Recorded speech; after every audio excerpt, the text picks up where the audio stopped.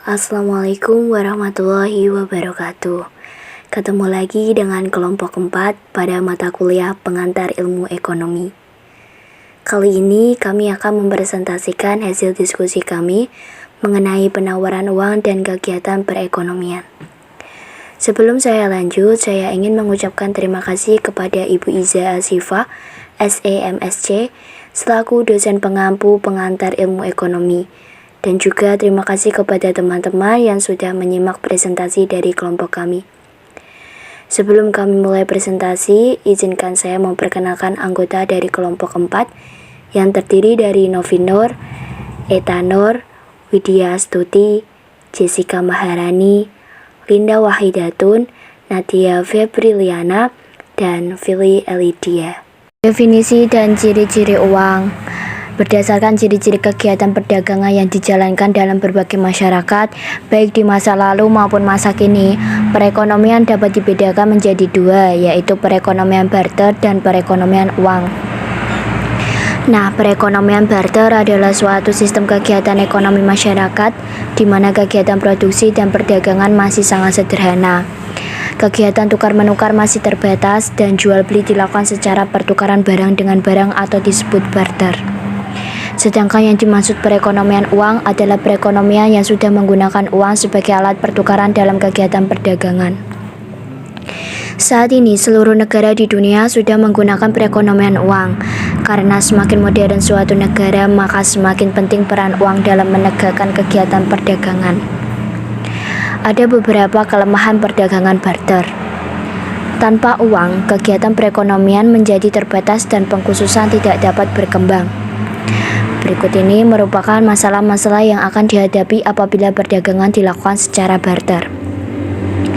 Yang pertama yaitu perekonomian barter memerlukan kehendak ganda yang selaras atau double coincidence of wants, yaitu tiap pihak yang ingin melakukan pertukaran memiliki barang yang diinginkan pihak lain dan mencari barang yang dimiliki pihak lain. Selanjutnya, penentuan harga sukar ditentukan. Dalam perekonomian barter, cara menentukan harga dengan satuan uang tidak dapat dilakukan. Oleh sebab itu, nilai pertukaran suatu barang dengan berbagai barang lain harus dibuat, yaitu dengan menilai harga suatu barang berdasarkan kepada jumlah barang lain yang harus disediakan untuk memperolehnya. Cara ini akan merumitkan kegiatan tukar-menukar dan perdagangan. Selanjutnya, perekonomian barter membatasi pilihan pembeli. Apabila pertukaran dilakukan secara barter, seorang pembeli akan terikat pada syarat yang ditentukan pihak lain yang menginginkan barang yang dimilikinya. Hal ini mengakibatkan pembatasan pilihan kepada pembeli. Selanjutnya, menyulitkan pembayaran tertunda. Dalam sistem barter, penjualan secara kredit akan dibayar dalam bentuk barang dan ini menyulitkan perdagangan karena timbul masalah untuk menentukan jenis barang yang akan digunakan untuk pembayaran dan harus dibuat perjanjian mengenai mutu barang yang akan digunakan sebagai pembayaran. Yang terakhir yaitu sukar menyimpan kekayaan. Kalau di masa modern biasanya orang-orang menyimpan kekayaannya dalam bentuk harta, saham atau ditabung di bank. Berbeda dengan orang zaman dahulu yang menggunakan perekonomian barter. Mereka harus menyimpan kekayaan mereka dalam bentuk rumah, ternak, emas, dan perhiasan yang sebagiannya memerlukan tempat dan biaya untuk penyimpanannya. Selanjutnya, definisi uang. Uang diciptakan dalam perekonomian dengan tujuan untuk melancarkan kegiatan tukar-menukar dalam perdagangan. Maka dari itu, definisi dari uang yaitu benda-benda yang disetujui oleh masyarakat sebagai alat perantara untuk mengadakan tukar-menukar atau perdagangan. Dalam definisi ini terdapat kata sepakat di antara anggota-anggota masyarakat untuk menggunakan satu atau beberapa benda sebagai alat perantara dalam kegiatan tukar-menukar. Nah, ada beberapa syarat agar masyarakat menyetujui penggunaan suatu benda sebagai uang. Yang pertama yaitu nilainya tidak mengalami perubahan dari waktu ke waktu. Lalu mudah dibawa-bawa, mudah disimpan tanpa mengurangi nilainya, tahan lama, jumlahnya terbatas tidak berlebih-lebihan, dan yang terakhir bendanya mempunyai mutu yang sama. Fungsi uang. Beberapa fungsi uang. Yang pertama yaitu untuk melancarkan kegiatan tukar-menukar. Dengan adanya uang, Kegiatan tukar-menukar akan jauh lebih mudah dijalankan kalau dibandingkan dengan di dalam kegiatan perdagangan secara barter. Seseorang yang ingin memperoleh berbagai jenis barang untuk memenuhi kebutuhannya akan dapat dengan mudah memperolehnya apabila ia memiliki uang yang cukup untuk membeli kebutuhan tersebut. Kegiatan tukar-menukar adalah lebih rumit di dalam perdagangan secara barter. Tukar-menukar baru akan berlangsung apabila seseorang dapat menawarkan sesuatu barang yang diingini oleh seseorang lainnya, dan orang lain itu memiliki barang yang diinginkan oleh orang yang pertama. Dengan adanya uang, seseorang yang menginginkan sesuatu barang tidak perlu bersusah payah mencari uang yang memiliki barang tersebut dan juga mengingini barang yang dimilikinya. Adanya uang telah memungkinkan untuk memperoleh barang yang diinginnya hanya dengan cara menemukan orang yang memiliki barang tersebut, dan selanjutnya memperoleh barang tersebut dengan menggunakan uang. Yang kedua yaitu untuk menjadi satuan nilai. Yang dimaksud dengan satuan nilai adalah satuan ukuran yang menentukan besarnya nilai dari berbagai jenis barang. Dengan adanya uang, nilai sesuatu barang dapat dengan mudah dinyatakan, yaitu dengan menunjukkan jumlah uang yang diperlukan untuk memperoleh barang tersebut. Yang ketiga yaitu untuk ukuran bayaran yang ditunda. Transaksi-transaksi dalam perekonomian yang sudah berkembang banyak sekali dilakukan dengan pembayaran yang ditunda atau penjualan secara kredit. Para pembeli memperoleh barangnya terlebih dahulu dan membayarnya pada masa yang akan datang. Satu syarat penting agar fungsi uang yang ketiga ini dapat dijalankannya dengan baik adalah bahwa nilai uang yang digunakan harus tetap stabil. Nilai uang dikatakan stabil apabila sejumlah uang yang dibelanjakan akan tetap memperoleh barang-barang yang sama banyak dan sama mutunya dari waktu ke waktu. Apabila syarat ini tidak dipenuhi, maka fungsi uang yang sebagai untuk pembayaran tertunda tidak akan dapat dijalankan dengan sempurna. Yang keempat yaitu sebagai alat penyimpan nilai. Di dalam perekonomian yang sudah maju, jenis uang yang terutama adalah uang bank atau uang giral. Uang jenis ini tidak memerlukan biaya untuk menyimpannya dan mudah mengurusnya. Ini disebabkan karena kalau seseorang memiliki uang ini, penyimpanan dan pengurusan uang tersebut bukan dilakukan oleh pemiliknya, tetapi oleh bank umum yang menyimpan uang tersebut. Walaupun uang itu tidak di tangan pemiliknya, ia dapat dengan mudah diambil apabila ingin menggunakan uang tersebut. Jenis kedua dari uang yang sekarang ini banyak digunakan adalah uang kertas.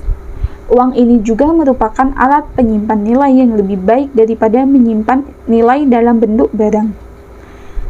Ia tidak memerlukan biaya dan ruangan yang besar untuk menyimpannya. Di dalam menyatakan bahwa uang merupakan alat penyimpan nilai yang lebih baik daripada menyimpan kekayaan yang berupa barang. Jenis uang sepanjang sejarah. Sejarah uang sangat berhubungan dengan sejarah peradaban manusia. Semenjak manusia memulai peradabannya dan keluar dari zaman batu, mereka telah menciptakan berbagai bentuk barang yang digunakan sebagai alat perantara dalam tukar-menukar. Uraian berikut secara ringkas menerangkan perkembangan bentuk uang sepanjang peradaban manusia. Itu jenis uang yang mula-mula sekali digunakan. Uang-uang yang mula sekali digunakan terdiri dari barang-barang yang sangat dibutuhkan masyarakat dan yang banyak mereka gunakan dalam kehidupan sehari-hari. Barang-barang tersebut dapat berupa bahan makanan seperti beras, jagung, gandum, ikan, dan binatang-binatang ternak.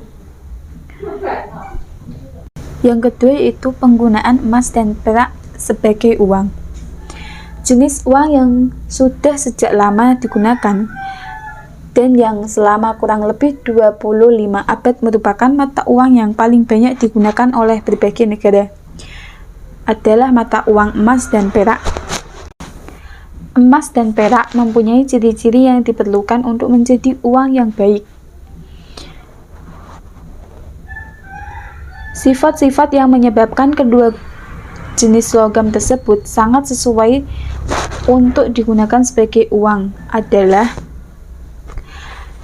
banyak orang menyukai benda tersebut karena dapat digunakan sebagai perhiasan.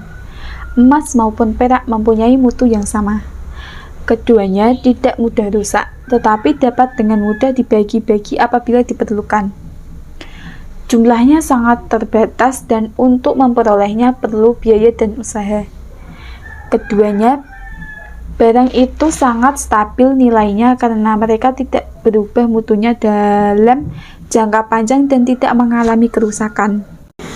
Kelemahan penggunaan emas dan perak sebagai uang. 1. Memerlukan tempat yang agak besar untuk menyimpan.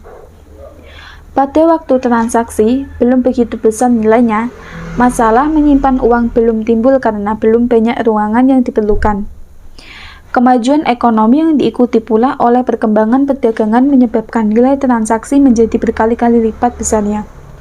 Lebih banyak uang diperlukan untuk transaksi-transaksi tersebut dan masalah menyediakan tempat untuk menyimpan uang itu mulai timbul. 2. Merupakan benda yang berat. Kalau nilai transaksi adalah kecil, maka jumlah mata uang emas dan perak yang digunakan dalam transaksi tersebut tidak terlalu banyak. Maka, berat benda tersebut belum menimbulkan kesulitan kepada kedua belah pihak yang melakukan transaksi tersebut. Dalam perekonomian yang bertambah maju, nilai transaksi meningkat menjadi berkali-kali. 3. Sukar untuk ditambah jumlahnya. Dalam 2 abad belakangan ini, perdagangan berkembang dengan sangat pesat sekali, sedangkan pertambahan emas dan perak tidaklah secepat perdagangan.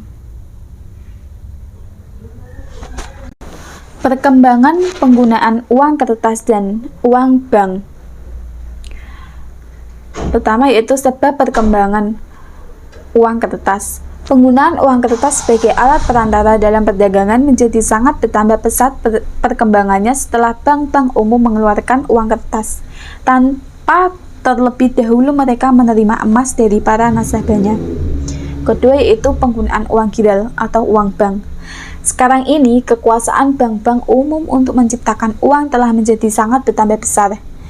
Di negara-negara yang sudah maju, sistem keuangannya, bank-bank umum merupakan pencipta uang yang terutama.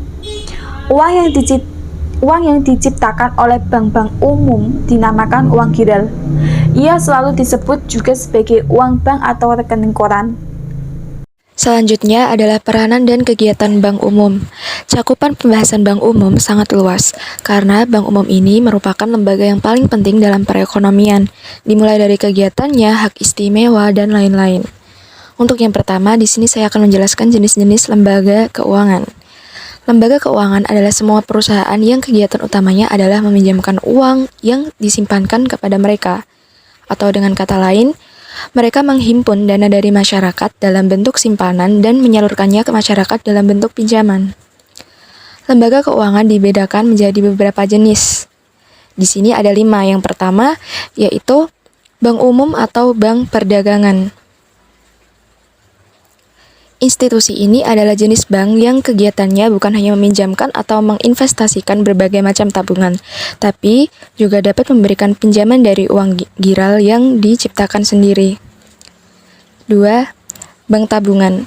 Bank ini berkegiatan dalam hal penerimaan simpanan yang berjangka waktu dan kemudian menginvestasikan uang tersebut. Yang ketiga, ada perusahaan peminjaman. Perusahaan ini adalah badan keuangan yang menerima simpanan dalam bentuk tabungan dengan jangka waktu yang cukup panjang atau lama. Hanya dapat diambil kembali oleh pemiliknya dengan waktu yang sudah ditentukan tersebut. Selanjutnya adalah pasaran saham. Pasaran saham adalah lembaga atau institusi yang memiliki peran menjadi pusat jual beli saham-saham perusahaan. Yang kelima, ada perusahaan asuransi. Perusahaan ini bekerja dalam bidang perjanjian dengan jaminan sejumlah ganti rugi kepada individu ataupun entitas-entitas yang membayarkan uang asuransi kepada perusahaan asuransi.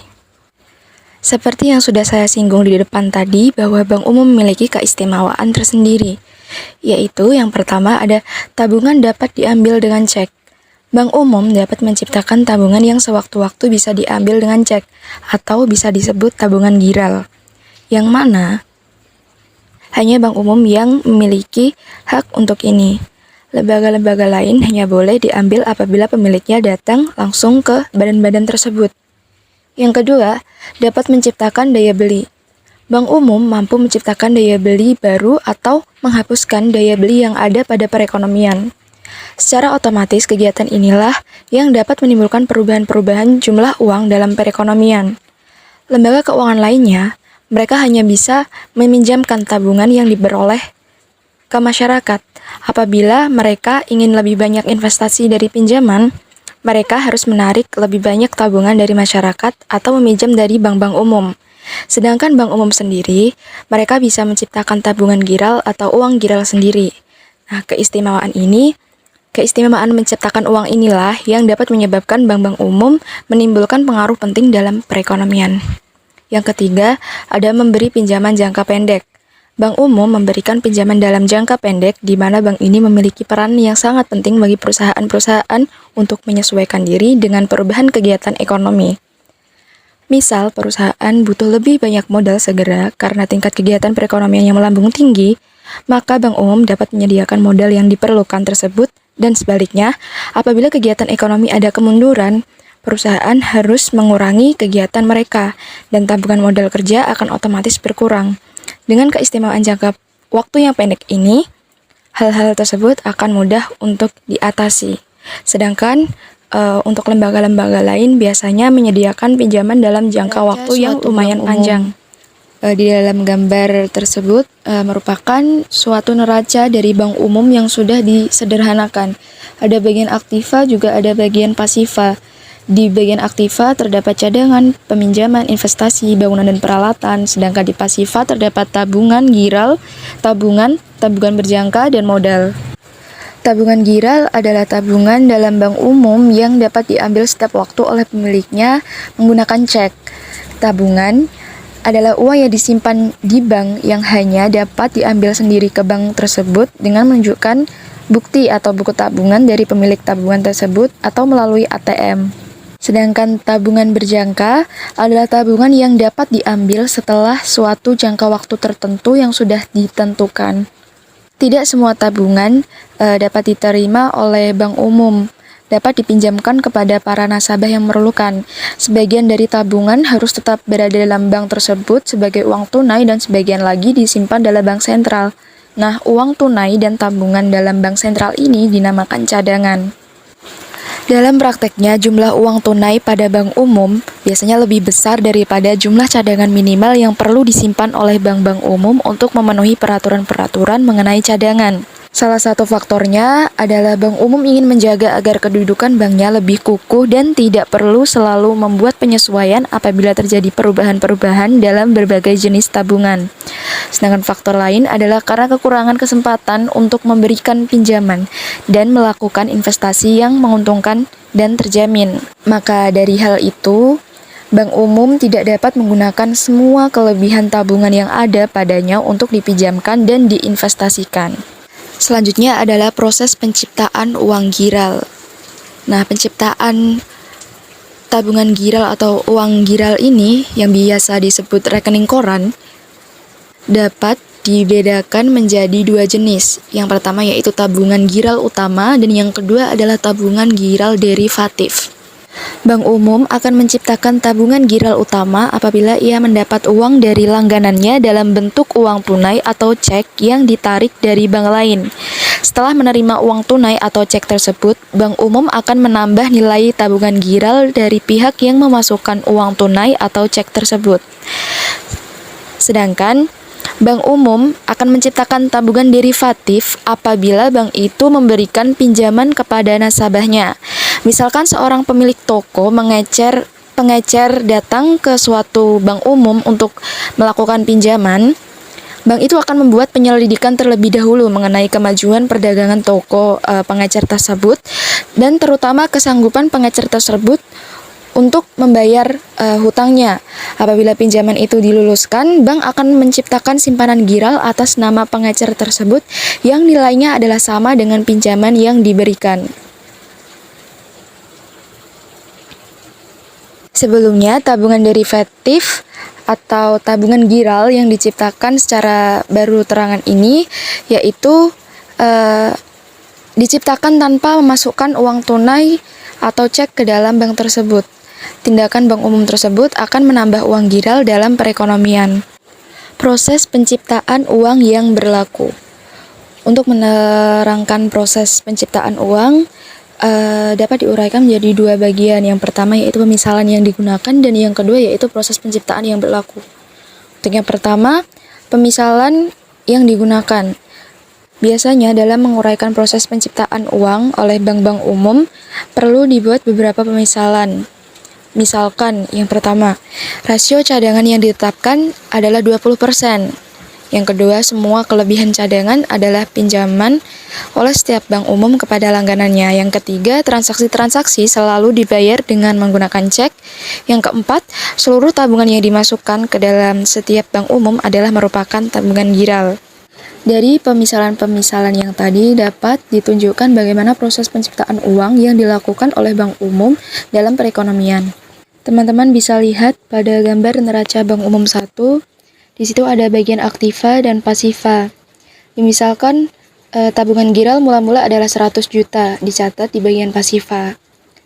Seperti yang di pemisalan yang digunakan tadi, karena besarnya cadangan itu diwajibkan adalah 20% dan semua kelebihan cadangan dipinjamkan, maka 100 juta dikali 20% adalah 20 juta, itu adalah nominal dari cadangan, dan diterangkan bahwa kelebihan dari cadangan itu dipinjamkan, berarti 100 juta dikurangi 20 juta, maka akan memperoleh 80 juta yang akan dicatat pada akun peminjaman. Maka antara aktiva dan pasiva balance 100 juta rupiah. Neraca bank umum 2. Di situ juga ada bagian aktiva dan pasiva, akunnya masih sama. Cadangan dan peminjaman di bagian aktiva dan pasifanya adalah tabungan giral. Dimisalkan orang-orang yang menerima pinjaman dari Bank Umum 1 membelanjakan uang yang diperoleh mereka. Maka dengan hal itu segolongan penjual akan menerima tambahan sebanyak 80 juta rupiah. Lalu mereka menyimpannya di Bank Umum 2. Sama seperti asumsi dari Bank Umum 1, mereka akan menahan 20% dari tabungan giral yang diperolehnya sebagai cadangan wajib dan selebihnya dipinjamkannya kepada para nasabah yang memerlukan.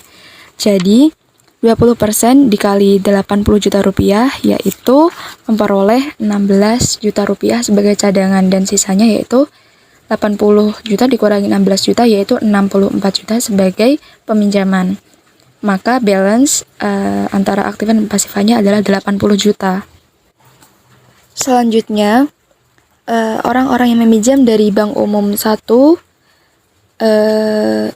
dari langganan-langganan yang meminjam dari Bank Umum 2 akan membelanjakan uang yang mereka peroleh, yaitu misalkan sebanyak 64 juta. Segolongan penjual akan memperoleh uang tersebut dan menyimpannya di Bank Umum 3. Asumsi pada sebelum-sebelumnya yaitu ditetapkan sebesar 20% dari tabungan untuk dibuat sebagai cadangan dan selebihnya dipinjamkan kepada para langganan yang memerlukannya. Jadi 64 juta dikali dengan 20% akan diperoleh 12,8 juta dan sisanya yaitu 64 dikurangi 12,8 yaitu 51,2 juta sebagai pinjaman. Dan balance antara aktiva dan pasiva adalah 64 juta. Selanjutnya adalah teman-teman bisa lihat pada tabel 8.2 yaitu proses penciptaan uang bank-bank umum, yaitu bisa dilihat ada kolom bank umum, tabungan giral, cadangan, kelebihan cadangan atau jumlah yang dipinjamkan, dan jumlah seluruh tabungan giral. Untuk yang pertama, Bank Umum 1 yang pertama, tabungan giralnya adalah sebesar 100 juta dan cadangannya sebesar 20 juta. Kelebihan cadangannya atau jumlah yang dipinjamkan adalah 80 juta dan jumlah seluruh tabungan giralnya adalah 100 juta. Untuk bank umum yang kedua, tabungan giralnya adalah 80 juta, cadangannya adalah 16, dan kelebihan cadangannya atau jumlah yang dipinjamkan adalah 64. Maka jumlah seluruh tabungan giralnya yaitu yang tadi untuk bank umum yang pertama adalah 100 juta, bank umum yang kedua tabungan giralnya 80 juta, berarti jumlah seluruh tabungan giral pada bank umum 2 adalah 180 juta. Begitupun seterusnya sampai ke bawah. Untuk mempersingkat, kita bisa menggunakan rumus D sama dengan S per R, di mana D adalah jumlah seluruh nilai uang giral atau tabungan giral yang akan terwujud dalam proses penciptaan uang. S adalah uang giral atau tabungan giral yang mula-mula sekali diciptakan, dan R adalah bagian dalam persen biasanya tabungan giral yang tercipta yang harus tetap ditahan dalam bank sebagai cadangan. Misalkan, untuk mencari jumlah pertambahan uang giral, kita bisa menghitung pakai rumus D sama dengan S per R, di mana S adalah tabungan giral, yaitu untuk yang bank umum 1, 2, 3, 4, dan seterusnya. Kita bisa menggunakan rumus di mana S-nya adalah 100 juta dan R-nya adalah 0,2 dari 20%. Itu dibagi, berarti 100 juta dibagi 0,2, hasilnya adalah 500 juta. Begitupun berlaku dengan pertambahan cadangan dan pertambahan pinjaman. Semuanya dapat menggunakan rumus D sama dengan S per R. Selanjutnya yaitu proses penciptaan uang giral di dalam kenyataan. Dalam kenyataannya, proses penciptaan uang tidak sejauh dan seluas seperti yang dipaparkan tadi. Terdapat 3 faktor penting yang membatasi penciptaan uang. Yang pertama ada kebocoran uang tunai, yang kedua ada bank ingin mempunyai cadangan yang lebih banyak, dan faktor yang selanjutnya adalah kekurangan peminjam. Yang pertama, kebocoran uang tunai, yaitu sebagian dari uang yang seharusnya disimpan ke bank umum yang berikut tetap dipegang oleh pemiliknya. Ini merupakan keadaan yang sangat lazim biasanya berlaku dalam masyarakat. Seseorang yang menerima uang tidak selalu memasukkan semua uangnya ke dalam bank. Sebagian mereka akan memilih untuk menyimpannya dalam rumah, dalam perusahaan, atau dalam kantong. Faktor ini sangat-sangat akan membatasi luasnya penciptaan uang yang akan berlaku. Yang kedua adalah bank ingin mempunyai cadangan yang lebih banyak. Misalkan, apabila bank-bank umum tidak mempertahankan cadangan sebesar 20% tetapi sebesar 25%, maka tabungan giral yang akan tercipta bukanlah sebesar 500 juta rupiah tetapi hanya 400 juta. Nilai ini diperoleh menggunakan persamaan yang tadi, yaitu D sama dengan S per R, dengan S adalah 100 juta dan R-nya adalah berubah menjadi 0,25 karena di sini adalah 25%. Jadi akan diperoleh hasil 400 juta rupiah. Yang selanjutnya adalah kekurangan peminjam. Terdapat sebab-sebab penting lain yang akan mendorong bank umum untuk mempertahankan cadangan yang lebih tinggi dari yang ditetapkan Bank Sentral, karena kekurangan peminjam yang mampu membayar bunga dan membayar kembali pinjaman mereka. Dari itu, pemimpin-pemimpin bank mereka mempunyai mindset merasa lebih baik untuk menahan uang tersebut di bank daripada meminjamkannya, kalau pada akhirnya uang itu tidak akan dikembalikan oleh para peminjamnya. Selanjutnya, mata uang dalam peredaran, uang beredar, dan kekayaan mudah tunai. Penting untuk membedakan antara mata uang dalam peredaran dan uang beredar jika kita membahas uang yang terdapat dalam perekonomian. Mata uang dalam peredaran adalah seluruh jumlah mata uang yang telah dikeluarkan dan diedarkan oleh Bank Sentral. Mata uang tersebut terdiri dari dua jenis, yaitu uang logam dan uang kertas. Kedua uang tersebut biasanya disebut dengan uang kartal. Sedangkan uang beredar adalah semua jenis uang yang berada di dalam perekonomian, yaitu jumlah dari mata uang dalam peredaran ditambah dengan uang giral dalam bank-bank umum. Kemudian macam uang beredar atau money supply. Pengertian uang beredar atau money supply perlu dibedakan pula menjadi dua pengertian, yaitu pengertian yang terbatas dan pengertian yang luas. Pengertian yang terbatas atau sempit dari uang beredar selalu disingkat dengan M1.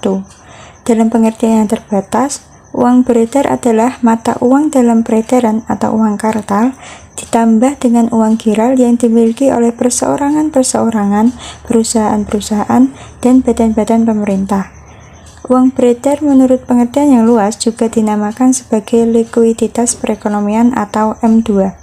Dalam pengertian yang luas, uang beredar meliputi mata uang dalam peredaran, uang giral, dan uang kuasi.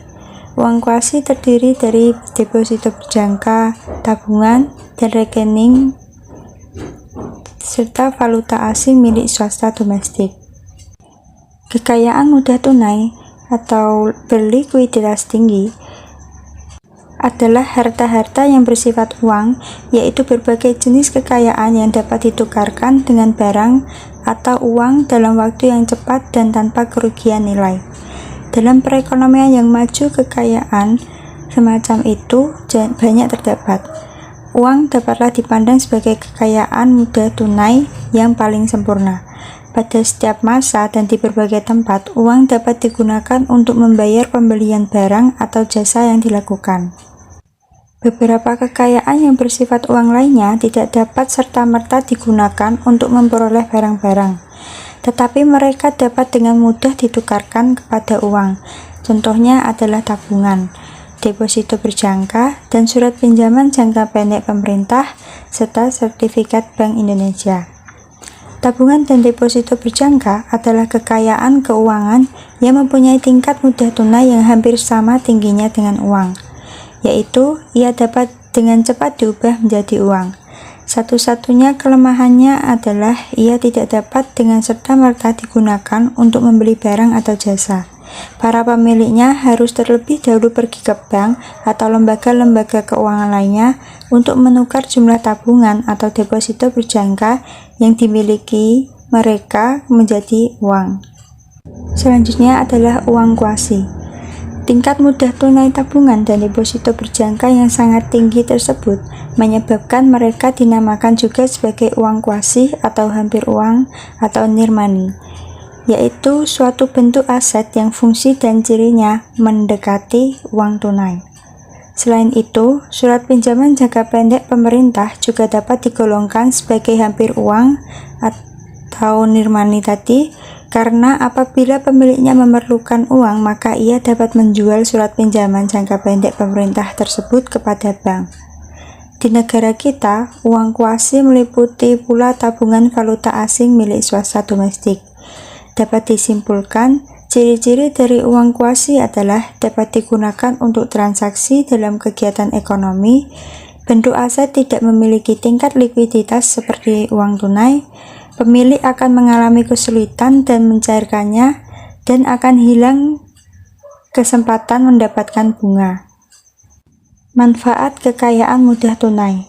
Di dalam mengamati kegiatan perekonomian negara, jumlah kekayaan mudah tunai yang dimiliki masyarakat perlu dengan sungguh-sungguh diperhatikan, karena nilai kekayaan tersebut dapat mencerminkan sampai di mana masyarakat dapat menciptakan pengeluaran agregat, yaitu ia dapat menunjukkan besarnya daya beli yang dimiliki masyarakat, yang dalam waktu yang singkat dapat digunakan untuk membeli barang-barang dan jasa-jasa.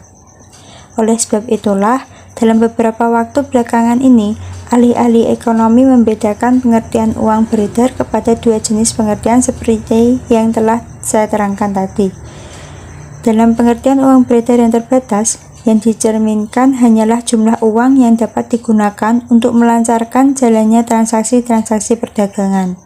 Ia belum sepenuhnya menggambarkan jumlah uang yang dalam waktu singkat dapat digunakan untuk membeli barang-barang dan jasa-jasa yang tersedia dalam masyarakat. Kemampuan masyarakat untuk membeli barang-barang dan jasa-jasa adalah lebih dicerminkan oleh nilai uang beredar yang diartikan secara luas. Selanjutnya adalah perkembangan bank sentral. Bank sentral merupakan institusi keuangan yang didirikan dan diberi tugas oleh pemerintah untuk mengawasi dan mengatur kegiatan institusi keuangan lain yang terdapat dalam sistem finansial.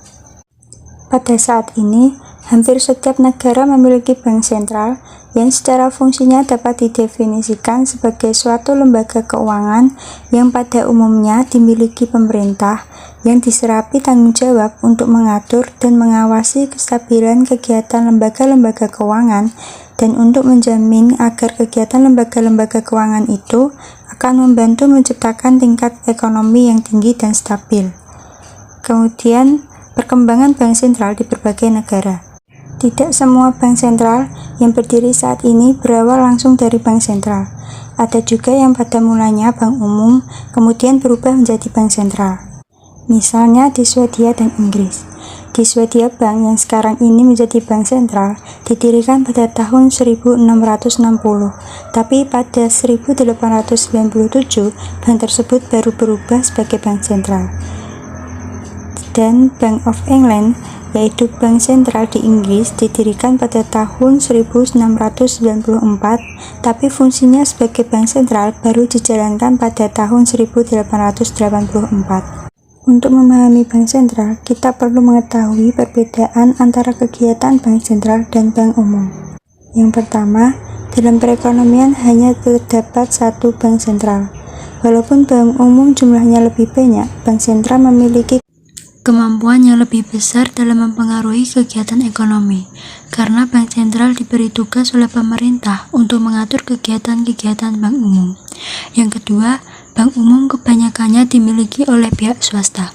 Di negara maju dan berkembang, bank sentral dimiliki oleh pemerintah. Sedangkan di negara kita, bank umum yang dimiliki pemerintah merupakan sebagian besar dari bank umum yang ada. Namun, dalam menjalankan kegiatannya, harus mengikuti petunjuk-petunjuk yang telah ditetapkan oleh bank sentral. Yang ketiga, tujuan kegiatan bank sentral dan bank umum berbeda. Tujuan bank sentral adalah untuk mengatur dan mengawasi kegiatan bank-bank umum dan lembaga-lembaga keuangan lainnya, serta melancarkan proses pertumbuhan ekonomi dan mengusahakan tercapainya ke tingkat pertumbuhan ekonomi yang laju.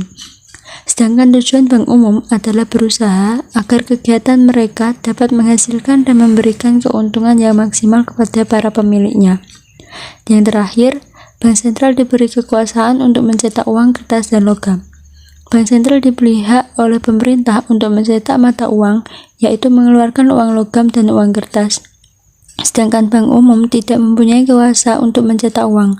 Namun bukan berarti bank umum tidak mempunyai kuasa untuk mempengaruhi uang beredar. Bank umum memiliki kemampuan untuk menciptakan uang bank dan uang giral, di mana uang tersebut merupakan bagian terbesar dari jumlah uang beredar di negara yang maju perekonomiannya. Bank sentral sebagai bank kepada pemerintah. Untuk mengurus pengeluaran dan pendapatan pemerintah, ia memerlukan jasa-jasa bank, di mana fungsi bank sentral adalah untuk memenuhi kebutuhan bertindak sebagai lembaga keuangan, terutama yang menyimpan uang yang dimiliki oleh pemerintah. Seterusnya, pemerintah menggunakan bank-bank sentral untuk membayar dan mengirimkan uang kepada pemerintah daerah dan departemen-departemen pemerintah yang lain. Di negara yang maju, seperti di Inggris, terdapat treasury bill, yaitu pinjaman pemerintah yang akan dibayar kembali di dalam jangka pendek. Treasury bill akan dijual kepada lembaga-lembaga keuangan dan masyarakat dan juga kepada bank sentral. Di dalam penjualan treasury bill, bank sentral memegang peranan yang sangat penting, di mana diberi kekuasaan oleh pemerintah untuk menentukan dan mengubah tingkat bunga dari treasury bill tersebut. Pemerintah untuk membiayai defisit dalam pengeluarannya, cara lainnya dengan mengeluarkan surat pinjaman obligasi jangka panjang atau dengan meminjam langsung dari bank sentral. Negara membuat undang-undang mengenai besarnya pinjaman yang dapat diambil pemerintah dari bank sentral, bertujuan untuk membatasi hak bank sentral untuk mencetak uang dan meminjamkannya kepada pemerintah. Sebagai bank kepada bank umum, bank sentral Disebut juga bank kepada bank, bankers bank atau sumber pinjaman terakhir, yang artinya bank sentral adalah bank dari bank-bank lainnya dan ia merupakan sumber terakhir dari pinjaman apabila bank-bank umum tidak dapat memperoleh lagi pinjaman dari sumber lainnya. Bank umum akan menyimpan sebagian uang tunai yang dimilikinya di bank sentral untuk memenuhi peraturan-peraturan pemerintah. Bank umum harus menyimpan sebagian dari tabungan masyarakat yang diterimanya sebagai cadangan. Bank-bank umum dapat meminjam dari bank sentral apabila bank umum itu mengalami kekurangan cadangan, di mana dengan cara menjual surat berharga yang dimiliki oleh bank umum kepada bank sentral. Mengawasi bank umum dan institusi keuangan lain. Bank sentral diberi kekuasaan oleh pemerintah untuk mengawasi dan memberi petunjuk-petunjuk kepada lembaga-lembaga keuangan yang ada dalam perekonomian mengenai kebijakan yang perlu mereka jalankan. Di dalam usaha untuk menstabilkan tingkat kegiatan ekonomi, menjamin agar perekonomian tetap mencapai tingkat penggunaan tenaga kerja yang tinggi dan perkembangan ekonomi berjalan secara efisien, Bank Sentral dapat melaksanakan beberapa langkah yang digolongkan sebagai kebijakan moneter. Tujuan utama daripada kebijakan moneter adalah untuk mempengaruhi jumlah uang beredar atau suku bunga yang wujud dalam perekonomian. Maka kebijakan moneter dapatlah diartikan sebagai kebijakan-kebijakan bank sentral yang bertujuan untuk mempengaruhi tingkat kegiatan ekonomi dengan mengawasi jumlah uang beredar atau suku bunga atau kedua-keduanya. Mengawasi kestabilan kurs valuta asing. Salah satu usaha yang perlu dilakukan untuk menciptakan kestabilan ekonomi adalah dengan mempertahankan kestabilan nilai kurs mata uang asing. Untuk menjaga agar nilai kurs mata uang tetap stabil, Bank Sentral harus membuat langkah-langkah yang menjamin agar masyarakat tidak mengimpor secara berlebih-lebihan dari negara lain. Bank Sentral merupakan salah satu lembaga pemerintah yang bertugas untuk menjaga kestabilan kegiatan impor, ekspor, dan aliran modal luar negeri dengan tujuan untuk menjamin tercapainya kestabilan perekonomian negara. Mencetak uang logam dan uang kertas. Mata uang yang beredar dalam perekonomian dikeluarkan oleh Bank Sentral. Pemerintah memberi kekuasaan kepada Bank Sentral untuk mencetak uang yang diperlukan untuk melancarkan kegiatan perdagangan dan produksi. Menentukan besarnya uang beredar yang harus ditambah dari satu periode ke periode lainnya merupakan tugas dari Bank Sentral. Karenanya, organisasi Bank Sentral dibedakan menjadi dua bagian, yaitu satu bagian bertugas hanya untuk mengeluarkan uang dan bagian lainnya menjalankan tugas-tugas Bank Sentral yang lain. Semenjak masa Keynes, analisis mengenai uang meliputi pula analisis mengenai efek perubahan penawaran uang ke atas pendapatan nasional dan kesempatan kerja. Pada hakikatnya, membicarakan dua hal. Yang pertama, teori-teori keuangan utama, yaitu teori kuantitas, teori tunai yang dikemukakan ahli ekonomi klasik, dan teori keuangan Keynes. Yang kedua, kebijakan moneter adalah langkah-langkah pemerintah melalui Bank Sentral untuk mengendalikan kegiatan ekonomi negara dan harga-harga dengan cara mengendalikan perubahan-perubahan dalam penawaran uang dan tingkat bunga. Penawaran uang dan harga. Pandangan klasik. Ahli-ahli ekonomi klasik, efek dari perubahan-perubahan uang ke atas tingkat harga. Teori keuangan dibedakan menjadi dua, yaitu teori kuantitas, quantity theory of money, dan teori sisa tunai, cash balance theory. Maksudnya, perubahan dalam penawaran uang akan menimbulkan perubahan yang sama presentasinya dengan tingkat harga. Kenaikan penawaran uang akan menaikkan harga pada tingkat yang sama, dan penurunan penawaran uang akan menurunkan harga juga pada tingkat yang sama. Persamaan pertukaran. Teori kuantitas uang biasanya diterangkan dengan menggunakan persamaan pertukaran, yaitu MV sama dengan PT, di mana M adalah penawaran uang, V adalah laju peredaran uang, P adalah tingkat harga, dan T adalah jumlah barang-barang dan jasa yang diperjualbelikan dalam perekonomian. Dalam persamaan tersebut, yang diperhatikan hanyalah perubahan dalam indeks harga. Perubahan ini menggambarkan perusahaan rata-rata tingkat harga harga dalam perekonomian.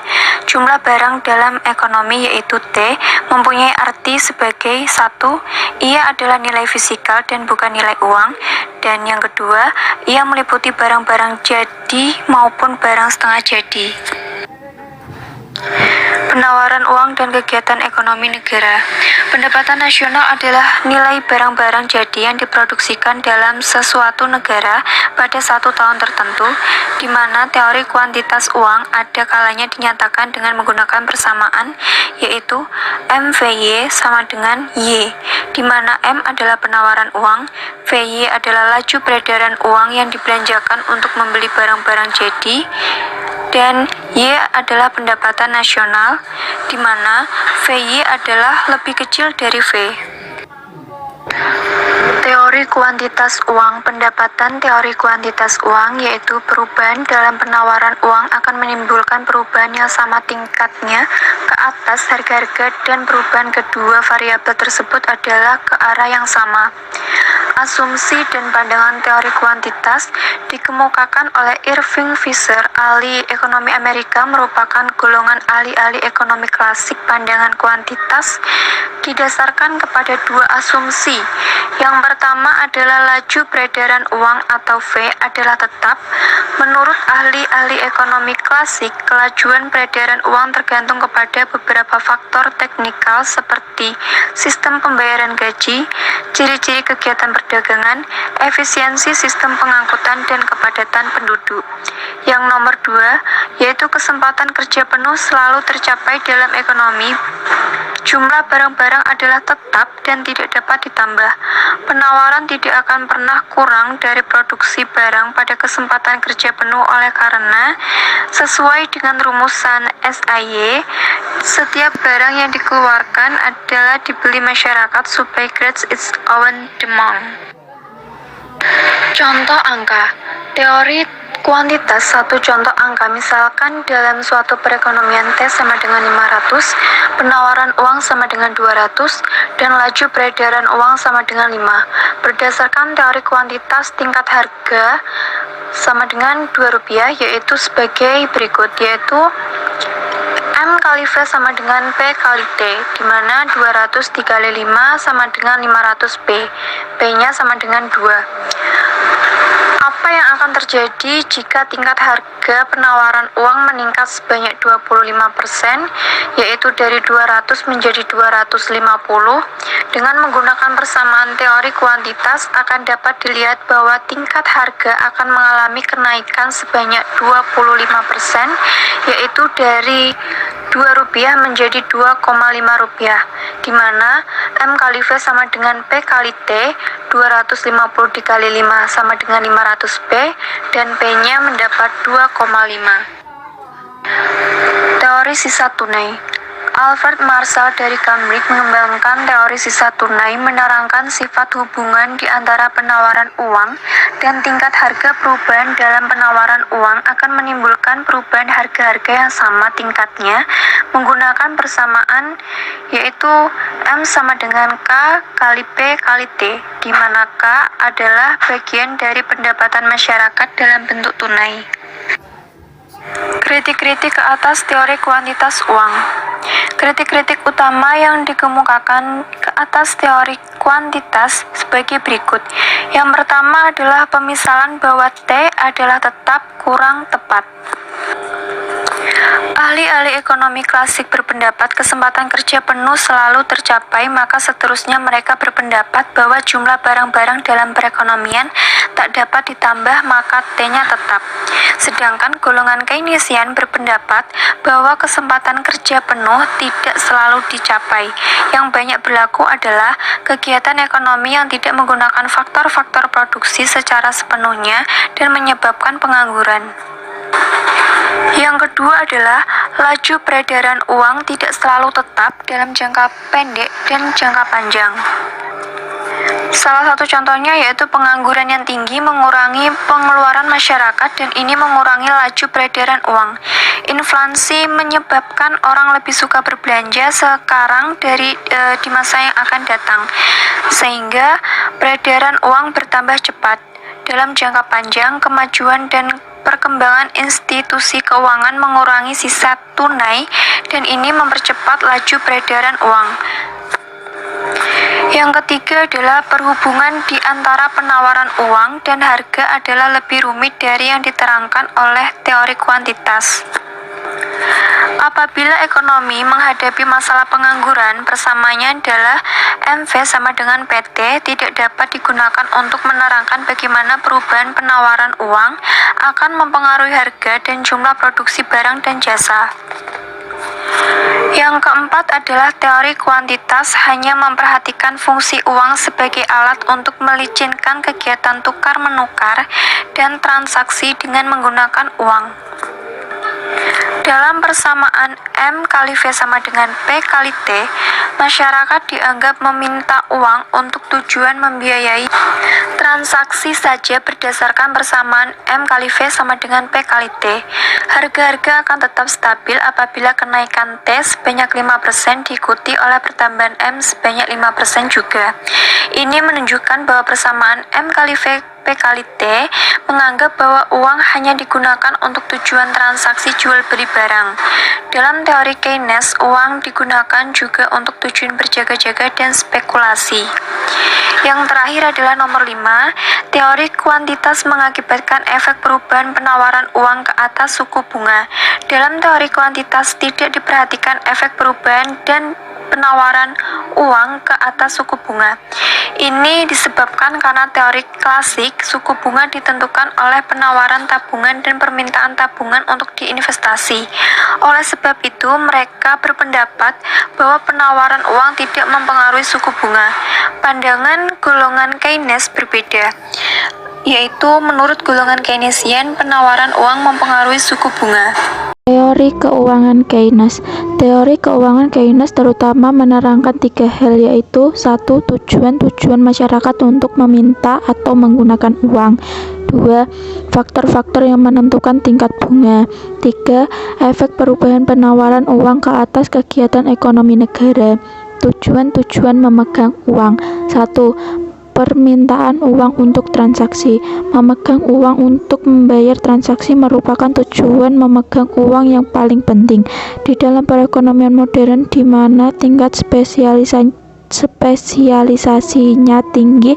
Uang sangat penting perannya untuk melancarkan kegiatan ekonomi dan transaksi atau jual beli. 2. Permintaan uang untuk berjaga-jaga.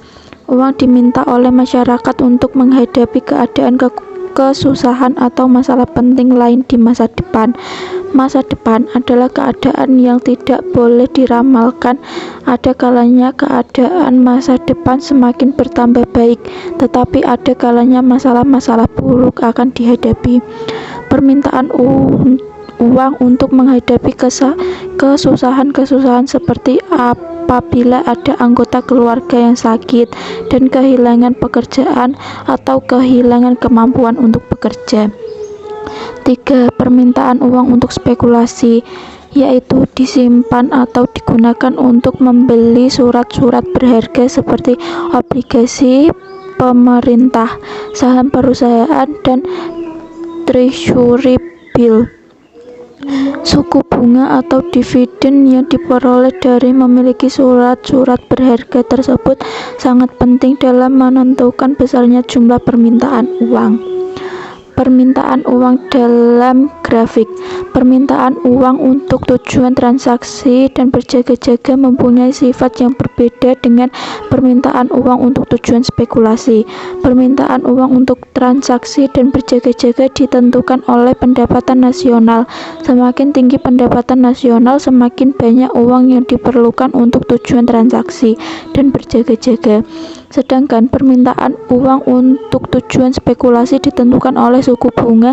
Apabila suku bunga tinggi, permintaan uang untuk spekulasi adalah rendah. Oleh karena itu, uang telah digunakan untuk membeli surat-surat berharga. Bisa dilihat pada gambar permintaan uang untuk transaksi dan berjaga-jaga. Sumbu datar menunjukkan jumlah uang yang diminta dan sumbu tegak menunjukkan pendapatan nasional. Kurva MTP bergerak dari bawah ke kiri, ke atas, dan ke kanan, dan bermula dari titik origin. Kurva seperti ini berarti semakin tinggi pendapatan nasional, semakin tinggi permintaan uang untuk transaksi. Ketika pendapatan nasional YA, permintaan uang adalah MA, dan ketika pendapatan nasional YB, permintaan uang adalah MB. Lalu untuk gambar B menunjukkan permintaan uang untuk tujuan spekulasi. Sumbu datar menunjukkan jumlah uang yang digunakan untuk tujuan spekulasi dan sumbu tegak menunjukkan suku bunga. Pada suku bunga sebesar R0, jumlah uang yang diminta adalah M0, dan pada suku bunga sebesar R1, jumlah uang yang diminta adalah M1. Maka kurva MSP adalah kurva permintaan uang untuk spekulasi, dan ciri-cirinya adalah semakin rendah suku bunga, semakin banyak permintaan uang untuk tujuan spekulasi. Permintaan dan penawaran uang dan suku bunga. Dalam bab 3 dan bab 7 telah diterangkan bahwa menurut ahli-ahli ekonomi klasik, suku bunga ditentukan oleh penawaran tabungan dan permintaan dana fund untuk investasi. Dalam teori Keynes, suku bunga ditentukan oleh permintaan dan penawaran uang. Grafik permintaan uang. Dalam grafik A menggambarkan permintaan uang untuk transaksi dan berjaga-jaga. Oleh karena ia tidak ditentukan oleh suku bunga, maka kurva MTP adalah tidak elastik sempurna atau tegak lurus. Kurva MSP dalam grafik B adalah permintaan uang untuk tujuan spekulasi permintaan uang dalam masyarakat, yaitu MD yang meliputi permintaan uang untuk transaksi dan berjaga-jaga, dan spekulasi ditunjukkan dalam grafik C. Kurva MD diperoleh dari jumlah kurva MTP dengan kurva MSP. Kurva MD menunjukkan bahwa pada suku bunga sebesar R0, permintaan uang dalam perekonomian adalah D0, dan pada suku bunga R1, permintaan uang dalam perekonomian adalah MD. Grafik penawaran uang. Ditunjukkan kurva permintaan dan penawaran uang dalam perekonomian dan bagaimana kedua-dua faktor menentukan suku bunga. Kurva MD adalah kurva permintaan uang dan ditentukan dengan cara seperti yang telah ditunjukkan dalam gambar permintaan uang. Sedangkan kurva MS0 dan MS1 adalah kurva penawaran uang. Jumlah penawaran uang dalam satu masa tertentu ditentukan oleh permintaan melalui bank sentral, dan jumlahnya adalah tetap dalam jangka pendek. Uang dan kegiatan ekonomi pandangan Keynes. Mekanisme transmisi. Analisis Keynes berkeyakinan bahwa pengangguran selalu wujud dan menyebabkan tingkat kegiatan dalam ekonomi belum mencapai tingkat yang maksimum. Analisis Keynes menunjukkan bahwa pertambahan penawaran uang akan dapat menambah pendapatan nasional. Teori Keynes tidak menunjukkan bagaimana perubahan penawaran uang akan mempengaruhi tingkat harga. Efek perubahan penawaran uang ke atas kegiatan ekonomi negara dapat dibedakan menjadi 3 tahap, yaitu 1. Perubahan dalam penawaran uang akan menimbulkan perubahan ke atas suku bunga. 2. Perubahan suku bunga akan mengubah jumlah investasi. 3. Perubahan investasi mengubah pengeluaran dan akhirnya pendapatan nasional. Rangkaian peristiwa yang berlaku. Pada grafik permintaan dan penawaran uang menggambarkan efek pertambahan penawaran uang ke atas suku bunga. Pertambahan penawaran uang dari MS0 menjadi MS1 menyebabkan suku bunga merosot dari R0 menjadi R1. Efek perubahan suku bunga ke atas investasi. Pada ketika tingkat bunga adalah R0, tingkat investasi swasta adalah I0, penurunan suku bunga menjadi R1 menyebabkan investasi bertambah menjadi I1. Ini berarti investasi bertambah sebanyak delta I dalam gambar pendapatan negara. Ditunjukkan efek dari pertambahan investasi delta I ke atas pengeluaran agregat dan pendapatan nasional. Sebelum berlaku kenaikan investasi pengeluaran agregat adalah AE0, maka pendapatan nasional adalah Y0. Kenaikan investasi sebanyak delta I menaikkan pengeluaran agregat dari AE0 menjadi AE1. Teori keuangan Keynes dan tingkat harga. Teori keuangan Keynes sama sekali tidak memperlihatkan efek perubahan penawaran uang kepada tingkat harga, oleh karena masih terdapat pengangguran. Kenaikan penawaran uang dianggap hanya akan menaikkan pendapatan nasional dan kesempatan kerja. Tingkat harga diasumsikan tidak akan mengalami perubahan. Perangkap likuiditas. Perangkap likuiditas adalah suatu keadaan di mana suku bunga dalam perekonomian mencapai tingkat yang sangat rendah dan menyebabkan permintaan uang untuk tujuan spekulasi menjadi elastis sempurna. Dapat dilihat pada gambar. Diasumsikan pada mulanya penawaran uang adalah MS0. Pada tingkat penawaran ini, kurva permintaan uang MD menyilang MS0 di titik E0, dan ini menunjukkan bahwa suku bunga adalah 4%. Diasumsikan pemerintah menambah penawaran uang sehingga menjadi MS1. Perubahan ini menyebabkan keseimbangan antara permintaan dan penawaran uang dicapai di E1, dan berarti suku bunga adalah 2%. Semenjak titik E1, kurva permintaan uang telah menjadi elastis sempurna. Sebagai akibatnya, apabila penawaran uang terus ditambah, tingkat bunga tidak akan turun lagi. Sebagai contoh, kenaikan penawaran uang dari MS1 ke MS2 menyebabkan keseimbangan berubah dari E1 menjadi E2. Pada keseimbangan yang baru ini, suku bunga tetap sebanyak 2%. Baik, selanjutnya akan saya terangkan materi tentang efek perubahan penawaran uang dalam analisis ADAS. Pertama, akan saya terangkan bagaimana perubahan penawaran uang akan menggeser kurva AD, dan setelah itu akan saya tunjukkan bagaimana perubahan penawaran uang mempengaruhi keseimbangan ADAS. Yang pertama, efek perubahan penawaran uang ke atas kurva AD. Perhatikan gambar 9.6. Dalam grafik A ditunjukkan bagaimana perubahan penawaran uang akan mempengaruhi keseimbangan Y sama dengan AE dan pendapatan nasional. Pada awalnya diasumsikan pengeluaran agregat adalah AE0 dan tingkat harga adalah P0. Pengeluaran agregat tersebut akan menyebabkan keseimbangan pendapatan nasional dicapai di E0, dan dengan demikian pada mulanya pendapatan nasional adalah Y0. Sesuai dengan keadaan keseimbangan yang asal ini, dalam gambar B ditunjukkan kurva AD yang melalui titik A yang menggambarkan tingkat harga adalah P0 dan pendapatan nasional realnya adalah Y0. Perubahan penawaran uang seperti yang ditunjukkan dalam analisis mengenai mekanisme transmisi akan mengalihkan kurva AE0.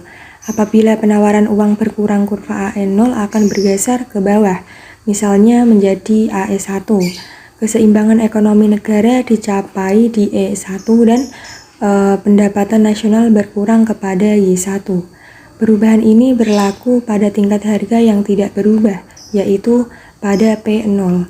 Dengan demikian, dalam analisis ADAS, keseimbangan di E1 digambarkan oleh titik B pada grafik B. Perubahan yang sebaliknya yaitu apabila penawaran uang bertambah, kurva pengeluaran agregat akan ke atas, misalnya menjadi AE2. Keseimbangan pendapatan nasional akan berubah ke E2 dan pendapatan nasional meningkat menjadi Y2. Dalam analisis ADAS, keseimbangan ini ditunjukkan oleh titik C. Titik ini menggambarkan sampai di mana kurva AD0 bergerak apabila penawaran uang bertambah. Pertambahan itu menyebabkan AD0 bergeser menjadi AD2. Selanjutnya yang kedua adalah efek perubahan penawaran uang ke atas keseimbangan ADAS. Dalam analisis sebelumnya sudah saya tunjukkan bagaimana pengurangan atau pertambahan penawaran uang akan mempengaruhi kurva AD. Analisis bagian ini dan seterusnya akan saya tunjukkan bagaimana kenaikan tersebut mempengaruhi keseimbangan ADAS. Terdapat dua keadaan yang akan saya tunjukkan. Yang pertama adalah keadaan di mana kurva AS adalah landai, dan yang kedua adalah keadaan di mana kurva AS adalah curam. Keadaan 1, kurva AS landai. Perhatikan gambar 9.7 di PPT. Perhatikan kurva AD dan kurva AS0 yang bentuknya landai. Keseimbangan ADAS yang asal adalah di E. Dengan demikian, tingkat harga adalah P0 dan pendapatan nasional real Y0. Pertambahan penawaran uang mengalihkan kurva AD menjadi AD1 dan menyebabkan keseimbangan bergeser ke E1. Kedudukan keseimbangan ini menunjukkan tingkat harga mengalami kenaikan yang relatif kecil dari P0 menjadi P1 dan pendapatan nasional real mengalami kenaikan yang relatif besar yaitu dari Y0 menjadi Y1. Selanjutnya keadaan kedua, kurva AS curam. Sekarang perhatikan keseimbangan di antara AD dan AS1, di mana kurva AD adalah seperti yang diterangkan sebelumnya, tetapi kurva AS1 curam. Keseimbangan awal adalah pada titik E, yang juga pada tingkat harga P0 dan pendapatan nasional realnya Y0, yang sama dengan pada keseimbangan pada keadaan 1. Perubahan AD menjadi AD1 juga sama besarnya seperti dalam keadaan 1. Akan tetapi, seperti jelas dilihat dalam gambar 9.7 tersebut, perubahan keseimbangan yang berlaku berbeda sifatnya. Dalam keadaan 2, harga mengalami kenaikan yang lebih tinggi. P0, P2 dalam keadaan 2 lebih besar dari P0, P1 dalam keadaan 1. Dan pendapatan nasional real mengalami pertambahan yang lebih rendah. Y0, Y1 dalam keadaan 1 adalah lebih besar dari Y0, Y2 dalam keadaan 2. Materi selanjutnya saya akan menjelaskan tentang kebijakan moneter dan kegiatan ekonomi. Kebijakan moneter dapat dibedakan menjadi dua kelompok, yaitu kebijakan moneter kuantitatif dan kebijakan moneter kualitatif. Yang pertama akan saya jelaskan dahulu tentang kebijakan moneter kuantitatif. A. Kebijakan moneter kuantitatif. Kebijakan moneter kuantitatif adalah kebijakan moneter yang dijalankan oleh bank sentral yang bertujuan untuk mempengaruhi penawaran uang atau suku bunga, dan perubahan tersebut diharapkan dapat mempengaruhi kegiatan ekonomi. Dalam kebijakan moneter kuantitatif terdapat 3 jenis tindakan, yaitu yang pertama ada operasi pasar terbuka. Bank sentral menambah penawaran uang dengan melakukan pembelian surat-surat berharga. Penawaran uang akan bertambah karena apabila bank sentral melakukan pembayaran ke atas pembelian itu, maka cadangan yang ada pada bank perdagangan telah menjadi lebih besar. Dengan adanya kelebihan cadangan tersebut, mereka dapat memberikan pinjaman yang lebih banyak. Pinjaman ini akan diinvestasikan dan kegiatan ekonomi negara akan menjadi bertambah tinggi. Di dalam masa inflasi, kegiatan ekonomi yang berlebih-lebihan harus dikurangkan. Salah satu langkah yang dapat dilakukan adalah dengan mengurangkan penawaran uang. Tujuan ini dapat dicapai oleh bank sentral dengan membeli surat-surat berharga. Dengan penjualan itu, tabungan giral masyarakat dan cadangan yang dipegang oleh bank perdagangan akan berkurang. Supaya operasi pasar terbuka dapat dilaksanakan dengan sukses dan memberikan efek yang diharapkan, ada dua keadaan yang harus diwujudkan dalam perekonomian. Yang pertama adalah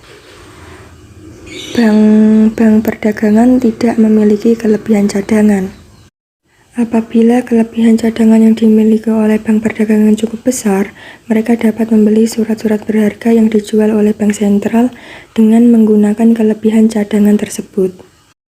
Yang kedua adalah dalam ekonomi telah tersedia cukup banyak surat-surat berharga yang dapat diperjualbelikan. Dalam teori, bank sentral dapat secara efisien mempengaruhi perubahan-perubahan dalam penawaran uang dengan melakukan jual beli surat-surat berharga di dalam pasar. Selanjutnya, kebijakan yang kedua adalah mengubah suku bunga dan suku diskonto. Di dalam membantu bank-bank perdagangan, ada dua bentuk bantuan yang dapat diberikan oleh bank sentral. Yang pertama dengan memberikan pinjaman, atau yang kedua dengan membeli surat-surat berharga tertentu yang dimiliki oleh bank perdagangan yang memerlukan bantuan. Dalam melakukan pembelian surat berharga, bank sentral hanya menerima surat berharga yang mudah tunai, seperti sertifikat Bank Indonesia. Apabila bank perdagangan menjual surat berharga seperti itu kepada bank sentral, maka langkah itu dinamakan mendiskontokan surat-surat berharga. Di dalam memberi pinjaman, bank sentral akan menetapkan suku bunga yang harus dibayar oleh bank perdagangan atas pinjaman yang diterimanya. Juga, bank sentral akan menetapkan suku diskonto dari sertifikat Bank Indonesia atau surat berharga lain yang mudah tunai yang dijual kepada bank sentral. Tingkat yang ditentukan oleh bank sentral tersebut dinamakan suku diskonto atau suku bank. Tindakan yang ketiga yaitu mengubah tingkat cadangan minimum. Apabila kelebihan cadangan banyak terdapat di bank perdagangan, di dalam mempengaruhi penawaran uang, langkah bank sentral yang paling efektif adalah dengan mengubah tingkat cadangan minimum. Kelebihan cadangan yang terdapat di bank perdagangan akan dapat dihapuskan dengan menaikkan tingkat cadangan minimum tersebut. Selanjutnya yang B, kebijakan moneter kualitatif. Kebijakan moneter kualitatif adalah kebijakan yang dijalankan oleh bank sentral yang bertujuan mempengaruhi kegiatan dalam sektor tertentu dan dilakukan melalui peraturan atau melalui perbincangan langsung dengan institusi keuangan. Dalam kebijakan moneter kualitatif terdapat dua jenis tindakan, yaitu yang pertama, pengawasan pinjaman secara terpilih.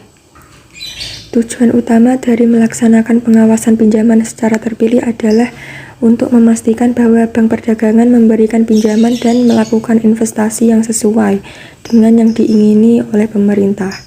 Pengawasan pinjaman secara terpilih bukanlah bertujuan untuk mengendalikan jumlah uang yang diwujudkan oleh bank perdagangan melalui kegiatan mereka meminjamkan dan menginvestasikan uang di pasaran uang dan pasaran modal.